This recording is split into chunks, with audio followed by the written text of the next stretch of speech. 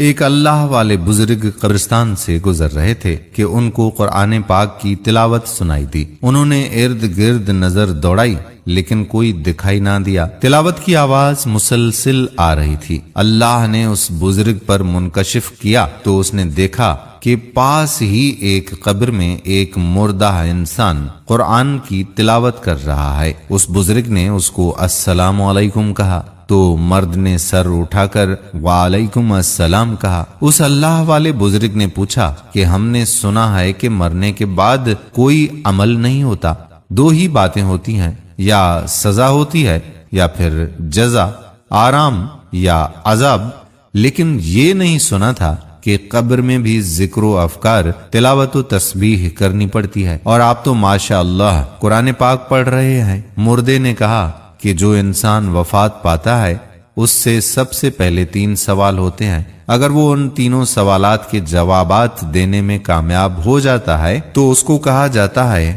کہ تم کو قبر میں اپنا وقت قیامت کے دن کے انتظار میں گزارنا ہے۔ جب تمام دنیا والے یہاں پہنچ جائیں گے تو قیامت قائم کر دی جائے گی۔ یہ قبر تمہاری آخری آرام گاہ ہے۔ یہاں قبر میں اگر تمہارے پاس کوئی مشغلہ یا کوئی مصروفیت نہیں ہوگی تو تم یہاں اکتا جاؤ گے، اسی لیے تمہارا پسندیدہ کام جو تم دنیا میں کیا کرتے تھے، جو تمہیں اچھا لگتا تھا، وہ تم بتا دو، تم کو یہاں اس کی اجازت مل جائے گی۔ میں تو دنیا میں قرآن کو محبوب رکھتا تھا، لہٰذا میں نے ان سے کہا کہ مجھے قرآن پڑھنے کی اجازت مل جائے تو میرے لیے بہت کچھ ہے، اسی لیے مجھے یہاں قرآن کی اجازت ملی۔ میں نے قبر میں 70,000 قرآن ختم کیے ہیں۔